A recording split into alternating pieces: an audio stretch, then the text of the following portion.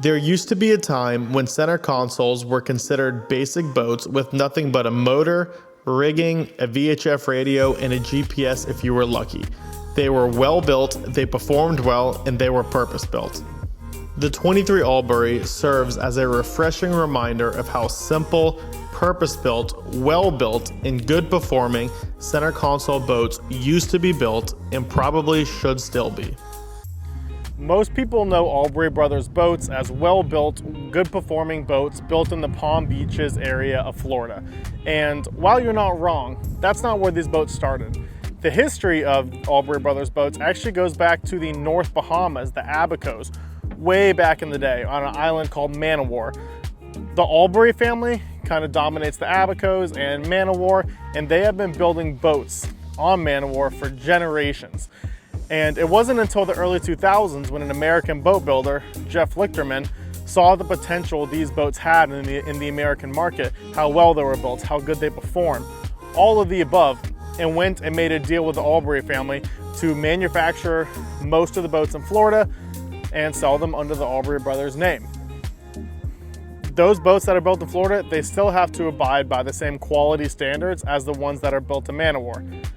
And so no matter where you get your Albury from, America or the Bahamas, it's going to be a good boat. It's going to be a great boat. However, there is something special about the Bahamian built Alburys. They have a little bit of character and a little bit of flair that the American ones just can't quite touch. And that's what I'm on today. This is a 2022 23 Albury Brothers built over in Man-O-War in the Abacos. So for those of y'all who have watched my channel and are familiar with my other videos, you know that this is in fact my family's boat. We are avid boaters, have a couple boats, and this is the latest addition to it. We've had the boat for a couple months now, put about 50 or so hours on it, and so we've been using it quite a bit. It's everything we could have dreamed of and more. And so I'm gonna give you all a little review on the boat, go over the performance data, the layout, my thoughts on the boat after having it for a couple months now, and everything that has to do with that. And again, if you watched the channel before, you know this is kind of new to this channel, but my whole channel revolves around boats in the Bahamas. You know, this happens to do well with both of those things, a boat built in the Bahamas, but I am a yacht broker, so I'm around cool boats all day, every day. And so I'm gonna start sprinkling in a couple little yacht reviews or boat reviews like this into the channel, just because it's something I like to do, and I think that you guys will enjoy watching them. And so before we get into my thoughts on the boat and the performance data and everything, which I think y'all are gonna be very impressed by, so stick around.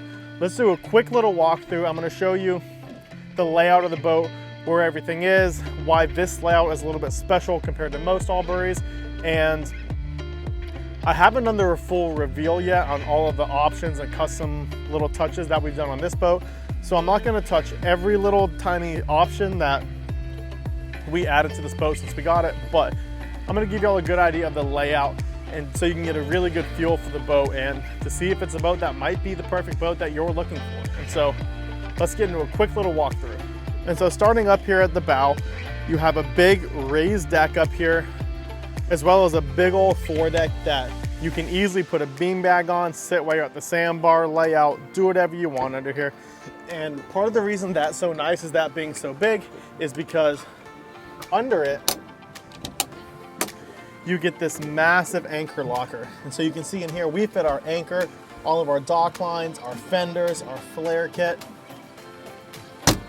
And we're even gonna add another anchor to that.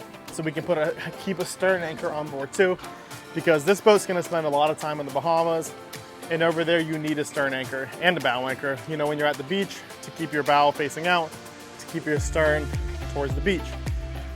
And so moving back, you can see that we have the 2 JL speakers as well.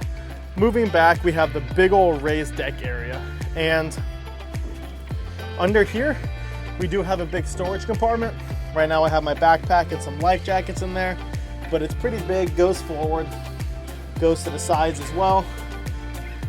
I have some stuff in there. And for those of y'all who are familiar with Albury, you notice that this is a little bit different. For the Alburys that have the raised deck like this, the hinge is usually on the side here, and this whole door hinges open that way. Instead, we decided to put a smaller hinge at the top. For us and our needs, I truly believe that this door opening this hatch, opening like this, is much more usable and makes that hatch a lot easier to get big things in and out of. And you know, when this boat's crossing to the Bahamas, this is going to be pretty loaded down, and so that storage compartment is absolutely going to be used quite a bit. And also, I know a lot of you guys who know these boats are going to notice most of the Alburys built today have forward seating, and this one does not. I'm going to go over why this one does not and why I think this is a better all 23 Albury than the forward seating ones. But let's finish this tour. And so here we have our console. Under here we have a storage compartment. Cooler, I put a gasket on it so that it's soft close. The entire boat has diamond stitching throughout. Acrylic windshield. Coming around here to the dash.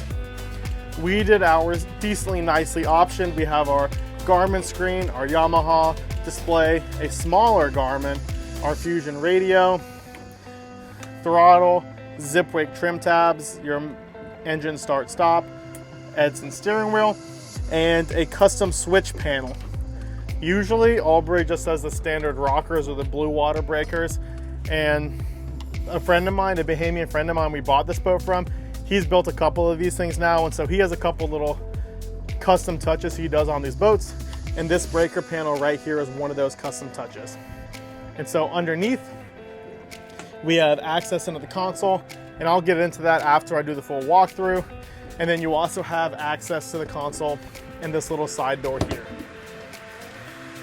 Moving back to the leaning post, standard leaning post, diamond stitch like the rest of the boat. There is storage underneath, as well as space for a cooler. We're gonna get an Icy Tech cooler to put under there. It just hasn't come in yet, so it's not there. Let me get the trash out of here. Behind your leaning post, we have 4 rod holders, 2 cup holders, and a little bait prep area. You can put knives here, hooks, weights, whatever you want there. And I also want to mention this top here. It's a laceless soft top. This is actually a soft top, but at first glance, because it doesn't have laces, it almost looks like a hard top. And so you can see the fabric goes and is just screwed in between this plate and the piping here. And when we initially bought this boat from my friend, the hull was bare, it had 0 hours on it. He had already bought the hard top, this soft top, but had not installed it. And so our original plan was actually to sell this soft top and then buy a hard top for the boat and put it on. However, after talking to some people, we quickly decided against that. I think the soft top's a better option for the boat. It keeps the center of gravity much lower on the boat, which is part of why these Alburys are famous. They have very, very stable boats. The center of gravity is way low. And then also the hard tops they put on these, I've heard some rumors of a couple issues here and there. And so we decided this was best. And I forgot to show you all as well that there is an electronics box up top. And inside of that, we have a USB and a USB-C, your VHF radio, a fuse block in case you want to put anything else in there, and then 2 more speakers here. And so moving all the way to the back, we have our seating here. This seating folds down. Let me show you here. And so if you're fishing or something, this seating folds down just like that, no problem. You can also take it off its hinges here, and this backrest will come out. And so we also have an open splash well behind this seating. Open splash well. And again, something that you guys will notice is in many of the 23 Alburys, they have 2 liables back here on either side of the engine. And then this is enclosed right here, and there are self-bailing scuppers on both sides. This is not that. We specifically wanted this layout. We did not want that layout. And again, after we do all this, I'm gonna explain why this boat is how it is. It's, in my opinion, the best way to get a 23 Albury. And so moving aft, Yamaha 300, and we have twin swim platforms on both sides. And then under this swim platform, there is a ladder that pops out from under that platform. And so the 300 Yamaha, I personally am a Mercury fan. You guys have seen the 41 Bahama. It's got quad Mercuries on it. I love the new Mercury 300 V8s. It's actually what my first choice of engine would have been on this boat.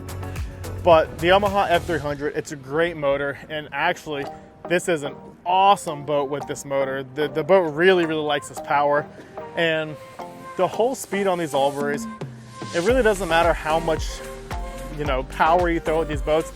They have a whole speed. They're really never going to go faster than 53-ish miles per hour, somewhere in that range. And so a lot of these Alburys from the factory only have like 225s on them, because even putting more power than 225, the boat really doesn't go any faster. However, we are extremely happy we have the 300 because, for one, we have a big family. There's 6 of us, and all of us have wives and girlfriends and everything. And so this boat gets loaded down with a lot of weight. But more importantly, when this boat goes to the Bahamas, even though it's a small boat and a lot of people would scoff at crossing a little 23-foot boat, you know, for us it's regular. We've done it our entire lives. My family's been doing it since the 70s, 60s even. And so when this boat crosses over, it's going to be loaded down. We're going to have supplies, bringing frozen foods over, and anything else we might need in the Bahamas. And so when this boat's really heavy on weight, that's where the extra power of this F300 kicks in, and it's just a really good package for this boat. But that's pretty much it. Oh, I forgot to mention too, the outriggers. It has Gemlux Deluxe outriggers on it. You know, you can spin to go up and down and then turn these to go out. So Gemlux Deluxe outrigger bases. And then here's your outrigger bases. And then we went with the Gemlux collapsible outriggers. You can see it's double rigged, and we like to fish, and so I'm actually going to go ahead and double rig these outriggers, because when this boat's in the Bahamas, it's going to be fished quite a bit. And one thing too is, actually I'll leave that for the actual official reveal. We did some really cool things with the rigging on this boat for the outriggers, that when we do the full reveal, I'll show you guys that, because it's something pretty unique, and I think we're probably the only Albury in the world that has done some of this stuff. But one thing I want to go now is inside the console. This door here removes. You can take it up and out, but for the sake of this video, we're going to leave it in. So inside of here is where all your rigging is. Here's your fuel filter, here's all your wiring. This is the subwoofer for the sound system. This is just a little storage area here, and you can see this is that door on the side of the console that leads to this little hatch. And then you have more storage underneath. Those are my shoes. I put this dry deck everywhere on boats. And this is your freshwater pump. Usually you have your freshwater pump in, and then on your outlet here, you'll have a hose, you know, leading to the side of the console or somewhere else where you're gonna have, you know, your freshwater hookup. I had something very special in mind for this boat. So the way we did it, we just put a, you know, quick connect fitting right here, straight on the outlet of the pump to this big, you know, custom, I think this hose is 15 feet that I made, you know, quick connect. So if you ever need to get it off, it's easy to get off, just like that. Oh, got you all wet. It's easy to come off. When I want to reattach it, you just push it back in and it's good to go again. And the reason I did that was because we have a spot zero at the dock, and so all of our water we wash the boats with, it's spot zero water. The parts per million is less than 10. It's extremely clean water. I can spray this boat down, not even dry it, and there will not be any water spots.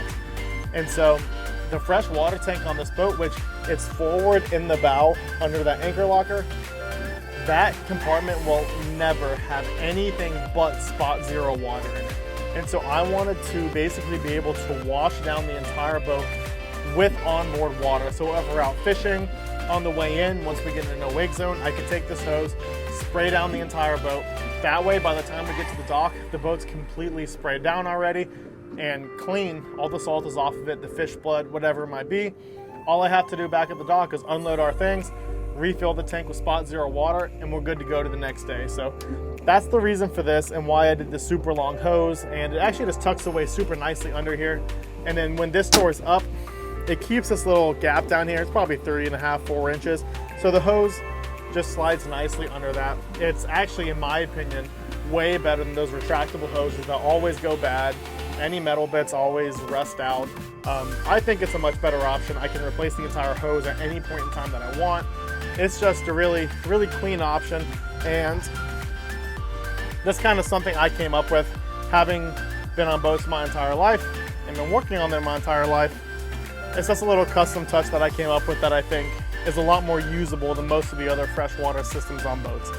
And so, oh, one thing I want to mention on the rigging too is this boat, the way it's built, it's a very simple boat. You know, these boats built over in the Bahamas, they were originated as work boats, and so the design is very, very, you know, simple, and it's made to not have a lot of systems on it and be like a work boat. And so inside here, all of the electronics, the fuel filter, everything is inside the console. So you lose a lot of storage space in there, but everything is in there. There's airflow in there, which keeps everything cool. Nothing ever gets mildewy because, again, there's airflow. Everything's in one place. And then under, you can see right here, you have this rigging tube here. That's just a rigging tube that runs all the way under. Oh, let me put the seat back up real quick. And so that's just a rigging tube that runs all the way under the deck into the sump well back there. And so all of your rigging for the engines and wires that go back there, they go under the console, under the deck, to that sump well, and then up through your splash well here. You can see it going up through the splash well. And so it gets a little bit crammed when you put a lot of systems on these boats, and we did put quite a bit of systems on this boat, but it's a really good way to do it. Everything's in the same spot. It's very clean, a very clean way to do it. And yeah, it's just simple. The only negative to it is, you know, if you have anything wired in the front of the boat, like we have fancy undergunnel lighting under here, and like you would have your running lights. The only way to get those wires into the console is to run the wire under the gunnel all the way back. We put a hole through here, it goes through the hole or under. It will then run under the splash well, back to the sump well, then run all the way under the deck and back up into the console where the batteries are and all the switching is. And so it's definitely a little bit, well, not a little bit, a lot of extra wiring to wire things in the bow, but that's just one of the little negative things about this simplistic kind of workboat design. But that's about it for the tour and what this boat is. I think next I'm going to talk about why this boat's a little different and why it doesn't have the forward seating or the live wells in the back. And then after that, we're finally going to get into the performance data, which I think is what a lot of you guys are waiting for. All right, and so I mentioned how we just have the forward raised deck, no bow seating, and we also just have the open splash well with no live wells and not closed in back there. And the reasoning for that is we wanted a 100% purely Bahamian built Albury. That was the original layout these boats were designed to have. And this is exactly what it is. These boats were designed with this raised deck, no forward seating, and designed with that, you know, splash well with little sump well for your deck drains underneath. I personally think it's the best way to have the boat. It's simple, it's clean, there's not a lot of surface to clean, there's no nooks and crannies. But the biggest thing is the extra weight that the forward seating and the live wells and all that stuff back there adds to the boat, not to mention the hardtop as well. And so that adds a lot of weight, and that's all extra weight past the original design of this boat that made this boat famous. And so we didn't want any of that extra weight. And if you follow Albury Brothers in America here, you'll notice that I think maybe last year they started it, maybe the year before, but they built a special edition Albury that's all, you know, vacuum bagged with super light materials. And the reasoning they did that was to get the weight of their boats back down to the original designed weight that the hull was supposed to be at. And they're only building, I think it was like 10 or 12 of those type of boats a year. It's a limited run, but the whole reason that line exists was to have a boat with all the Florida options back down to the weight, the designed weight of the original 23 Albury. And so the way we saw it was, we don't need the extra stuff. It's just more stuff to break. We didn't want to deal with it. Might as well just go get us an actual Bahamian built Albury that just doesn't have any of that extra weight on it. And so the uneducated boater would look at the transom situation back here and they would scoff at it and say it's a dated design, it's an open transom, it's dangerous, waves can come over the bow, it's horrible, when in reality, it's the exact same as your modern boat. Like, yes, it's an open transom, but it just goes into this big old splash well and drains overboard through those scuppers. You know, this is no different than essentially a, you know, Euro bracket, integrated bracket into the, you know, a modern day center console. You know, on a quote unquote open transom boat, like a lot of these people are referring to, if you were to take a wave over the bow, it's gonna, over the stern, it's gonna come over the stern and flood your cockpit. That's not the case here. That's why this big old splash well is here. If anything comes over, it's just going in the splash well and out through the scuppers there. And so it's nowhere near as, you know, dangerous as, and nowhere near as people love to say it's a poor design, and it's not. These boats are designed to be like this.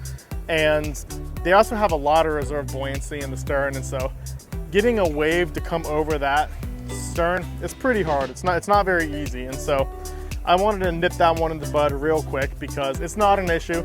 These boats have been running around like this for decades, generations in the Bahamas, and doing just fine doing it. I personally think they perform better.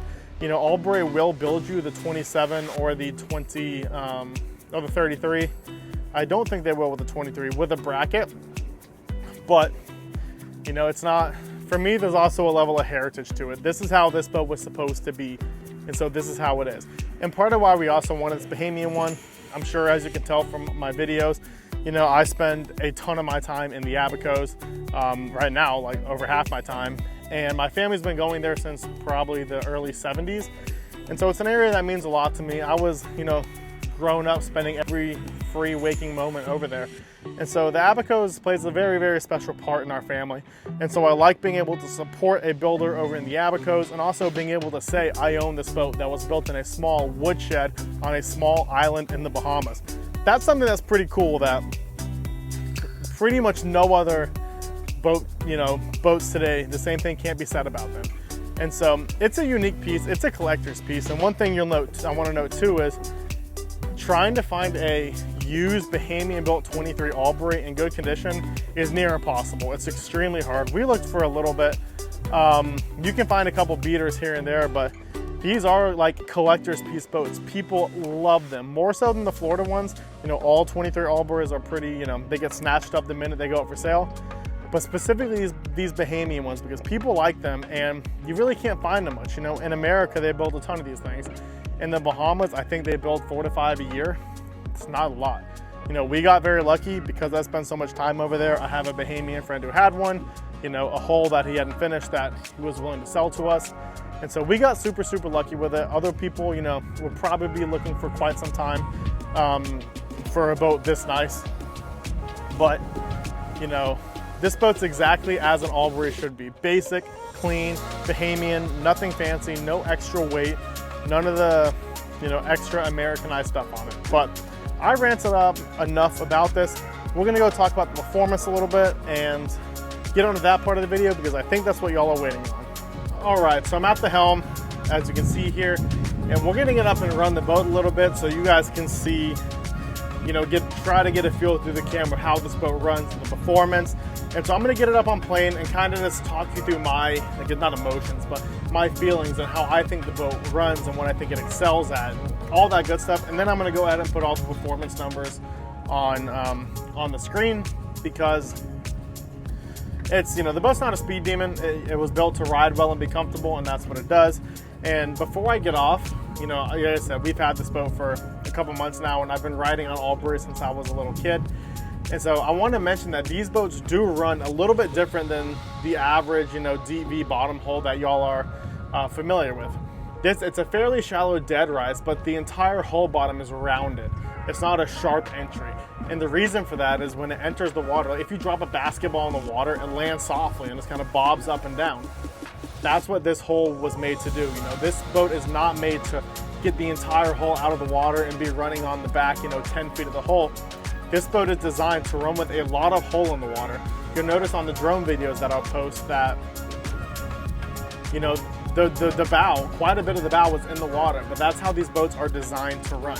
That sharp entry cuts through the waves, breaks the top of the wave off, while your rounded, rounded running surface in the back kind of just like floats its way through the waves. And it's your first time on it, it definitely takes a little getting used to, because it's a whole different feeling. You almost feel like you're on clouds floating through the waves and everything.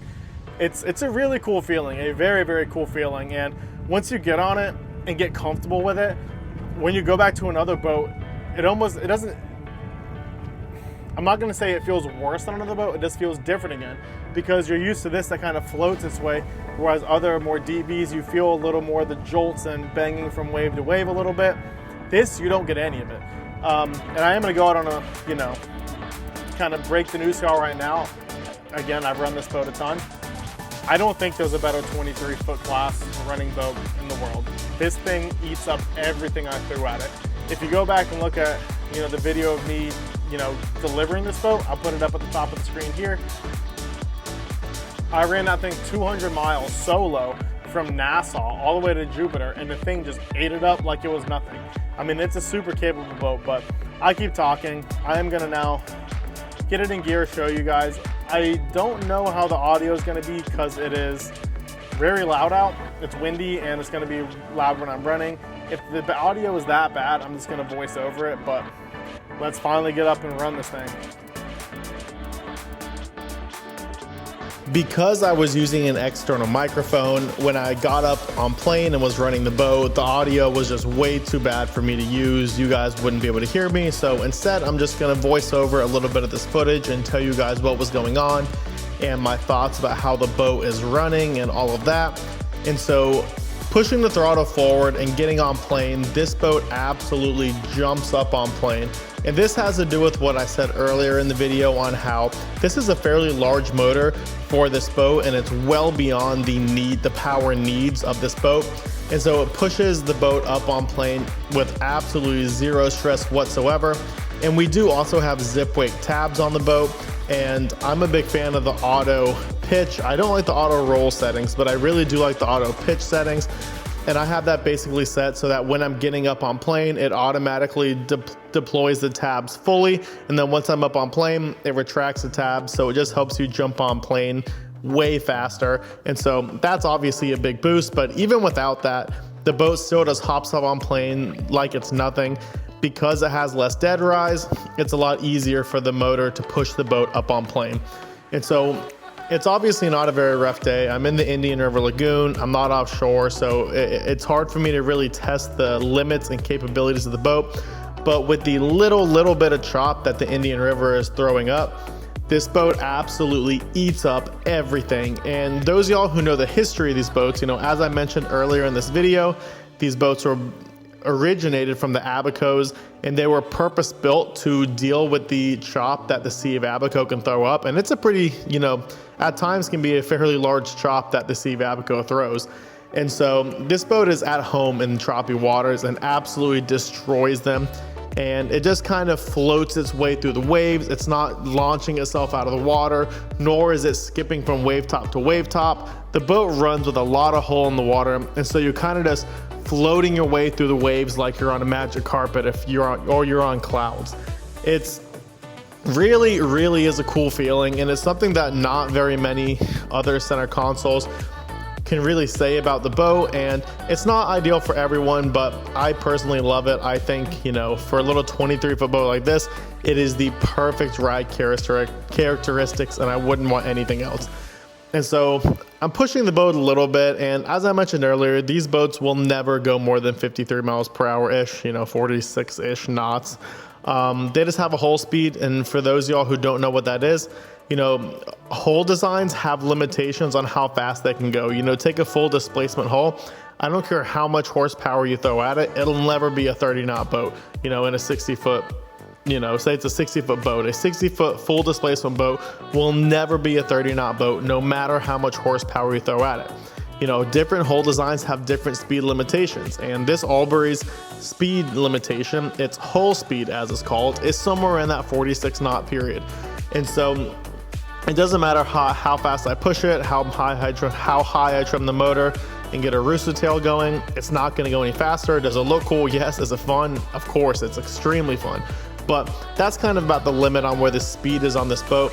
What I personally have found is this boat really likes anywhere from 24 to 25 knots up to like 32, 33 knots. That's kind of the sweet spot where you're giving the boat and the hull a chance to do the work for you. You know, let the hull work its way through the waves. Any faster and the boat still does well, but it's not the same kind of floaty ride that made the Albury famous. I'm hesitant to make this comparison, but for those of y'all who have ever spent time in South America or seen videos of it, the Mexican pangas or pangas, those boats, you know, they're revered for their smooth ride in rough waters. The rougher it gets, you just slow it down and the boat's just kind of going to go through everything. And so this ride, while not panga-like, it's much better than a panga. It's a similar concept, you know. Yes, this boat is capable of cruising, you know, 40 knots. It's going to be drinking a lot of fuel doing it, but it's very capable of doing that. More so, this boat, like I said, the boat likes the 24 to 33 knot class, and the rougher it gets, you just slow it down a little bit and a little bit. Like when I was on my crossing back from Nassau to Jupiter, the Gulf Stream kicked up quite a bit. And, you know, even in a bigger boat, you probably would have been up and down a little bit and had a little bit of discomfort. I just backed the speed up to like 22, 23 knots, you know, drop the trim a little bit just to keep the bow down. And again, you just let the hull do its thing. These boats, the hull will work its way through the waves. It's really not necessarily a boat that you have to actively drive. You know, take a 31 Contender, for example. That's a boat, you know, one of the most famous 30-foot class center consoles out there. You know, a boat that's very bow light, a boat that likes to get up and run fast on top of the waves. You know, that's a boat you have to actively drive. You have to stay on the throttle, stay on the steering, you know, actively steer the boat through the waves. The Albury is the complete opposite side of the spectrum. You know, you set the throttles, you know, set your speed for your seas and let the hull do the rest. The hull's gonna guide you through the waves. And this is what I'm about to say. It does not apply to our boat because we have that Yamaha F300. We have the Yamaha fly-by-wire steering, which I personally am not a fan of whatsoever, but the boat already had it on it. But in the Bahamas, when these boats have, you know, just regular hydraulic steering, you know, the work boats, basically how you run those boats is you get the boat up on plane and you trim it up a little bit, and basically the nature of the hull, the nature of the hull is going to keep that motor pretty straight with minimal effort, and you just point the boat in a direction and let the hull do the rest, and it'll kind of keep the boat going straight and keep that motor straight. And that's kind of a testament to what I'm saying, how these boats just like to, you know, go, or these boats like it when the captain just lets the boat do its thing. It doesn't want to be actively driven through the waves because, like I said, the boat stays in the water. It doesn't come out of the water. Let the hull do its thing. I hope that came through the video well. I'm going to kind of voice over that past video to walk you through what was going on, but this boat handles so well. You can throw it over into a lock turn. The boat really doesn't lose that much speed whatsoever. And I don't know if it's because of the spray rail, because this boat has spray rails on the front. You can get 23 Alburys with or without spray rails. I like it with the spray rails, if for no other reason than just because it's the classic look that these boats have had for a very long time. But I think, so when you turn the boat to lock, the boat just grabs and goes. It is the coolest feeling. It just grabs and it's on rails, no sliding, no slipping whatsoever. And I don't know this for a fact, but I have a feeling it's because of that spray rail that's grabbing the water and just pulling the boat through the turn. It's pretty insane. And I'm gonna go back to our Bahama 41 real quick. You know, part of the beauty of that boat is the handling. You know, that Henley hull handling is phenomenal. I can throw that boat into a full turn, you know, a full log turn at 60 knots and it will not move an inch. It's just on rails and goes through it. And so I'm very picky about boat handling. This Albury, this 23 Albury, it's very similar. It just goes. And like I said, I think the spray rails might have something to do with it. When you put it in a turn, it grabs and goes. It's an absolute handler. And obviously today's not very rough, but I tried to go through my wake as much as I could to show you guys how it handles the little chop. And I've had this boat offshore quite a bit. I know how it handles it, and it's an absolute beast.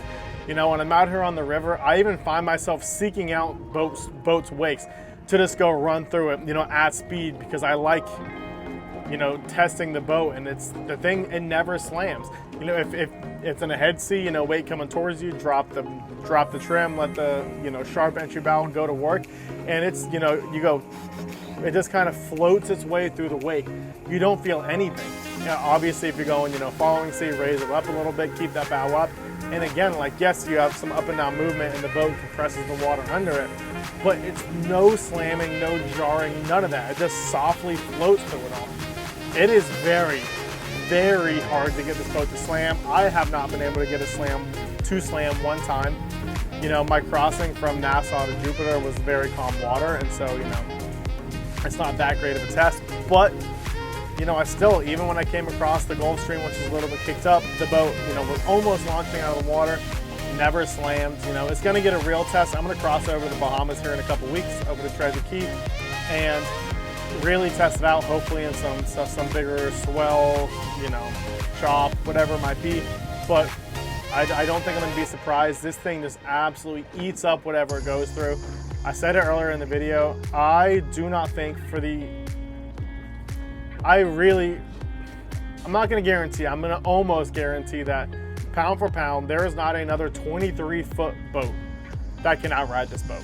This one's not the fastest, it's not the most efficient, but in terms of ride quality, it's on a whole nother level. And like I said earlier, it's a different feel. It's going to take a little getting used to.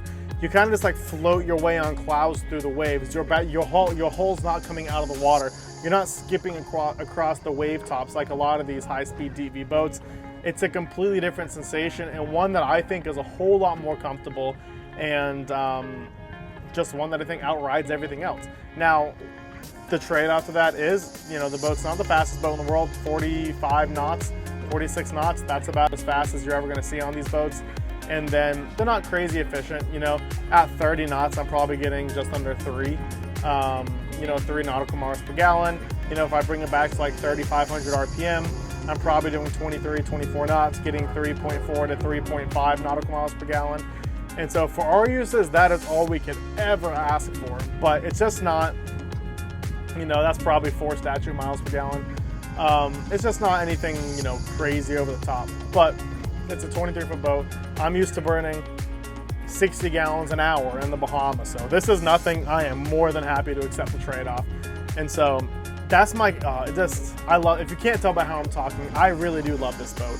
It handles well. It's fast enough. It rides well. It's comfortable. The interior volume of this boat is outrageous. It is the biggest 23-foot boat. One of the biggest 23-foot boats I've ever been on. You know, it's a wide boat and it carries a lot of beam forward up in, you know, your deck area here. And so you have that massive sun pad up there. We put cushions on top of that raised deck and it turns into a big sun pad. Just everything about this boat I love. It is the perfect little 23-foot boat for our uses. Everyone's got different uses, wants and needs, but for ours, this is perfect. And so that's gonna bring me to, who is this boat for? Because it's not for everyone, you know? Like I just said, the boat's the perfect boat for me and my family and our uses, but it might not be the perfect boat for you and your family and your uses. And so this boat is for an individual who appreciates one of the most well-built boats out there and is either willing to give up a little bit of the creature comforts or does not want the creature comforts because it just adds extra complexity that's gonna break or cause problems down the line. I come from the train of thought that I don't want any of the extra stuff. It's just extra stuff to break. But that's who this boat is for. Someone who appreciates a strong, solid, well-built boat that's gonna ride well through whatever you put this boat through. And if you do happen to get out there and stuck in some nasty stuff, it's gonna get you home safely. You know, are you gonna get wet? Yes. Is it probably gonna be uncomfortable if you get stuck in big sea? Yes. It's a 23-foot boat at the end of the day. But it's gonna give you a sense of security that you're gonna get home safely no matter what. And, you know, who's this boat not for? This boat's definitely not for, you know, the family who just wants every gadget on the boat they could possibly have. You know, they want misters, they want big 4U seating, they want this and that, live wells everywhere, index storage, which I need to address that in a second. But this boat's not for that kind of person. You know, if you want the family cruiser that's gonna have all the options and all the XYZ, It's not for you. Another person it's not for is the hardcore fisherman. It's not what this boat was built to do. Can this boat fish well? Absolutely. We're gonna fish the bejeezers out of this boat. You know, we fish a lot, but it's not made for a hardcore fishing boat. It's not particularly fast, and there's also not much storage at all on the boat. You have the storage under that raised platform, the storage in front of the seat, inside the console, and that's it. There's not even a single insulated fish box on the boat. You know, we're getting around that by just using a big fish bag.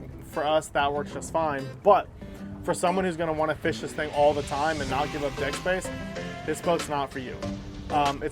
It's you know, again, it's a trade-off we were happy to make. If we wanna fish hard, we have the 41 Bahama.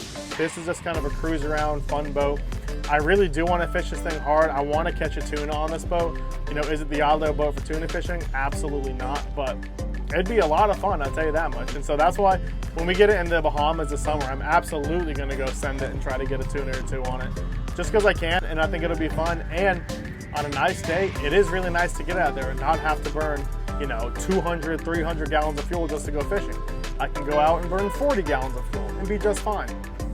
And so that's who this boat's for and who this boat's not for. Now, I mentioned the lack of in-deck storage or in-deck insulated fish boxes, and the reasoning for that is, for the most part, your bilge area is almost completely sealed off from the rest of the boat, which means it is very hard for any sort of water to get down under there, which is great because it means that even if you completely fill up the deck here, water, not much water at all is going to go into the bilge. Really, the only area that water can get in there is through, there's a plastic pipe back there that your fuel line runs through from your fuel tank. There is this one hatch to get into the bilge, and then there is that little through deck fitting so that the bilge pump down in the bilge can pump water out and overboard. And so that bilge is so cut off from the rest of the boat to the point where a lot of the boats that Albury Brothers built in the Bahamas for Bahamians, they don't even put bilge pumps down in the bilge. That's how dry those boats are down there. Well, these boats are down there. You know, we still put a bilge pump down there because it really is a minimal added cost, and it's just a peace of mind that should we ever need it, it's there. But we have not had a single drop of water in the bilge since we've owned this boat. It is remarkably dry. It's pretty impressive. All right, so I've made this video long enough, and I think you guys get the point that this is a really cool boat. I tried to give you all a little bit of me talking through how it performs and a little bit of the performance numbers, all of that stuff. But that's my review of the 23 Albury. You know, my final thoughts are that it's an awesome boat. It's extremely well built. It rides extremely well, and anyone is lucky to have one of these boats. It is what it is. They're awesome, awesome boats. And yeah, I've talked long enough, so I'm gonna cut this video off here, but I hope you guys enjoyed this boat review. If you like watching this type of video, I have access to so many more different types of boats, and I really would like to keep making these boat review type videos. And so let me know down in the comments if this is something that y'all enjoyed watching. I know this one went a little bit long, but it's my first one. You know, as I do more of these things, I'll get better at consolidating the information, you know, to a 10 to 20 minute video and be done. But subscribe to the channel if you like what you saw, like the video, comment what you want to see, and I will see you guys in the next video, which is going to be another vlog from the Bahamas this coming Sunday. So tune in.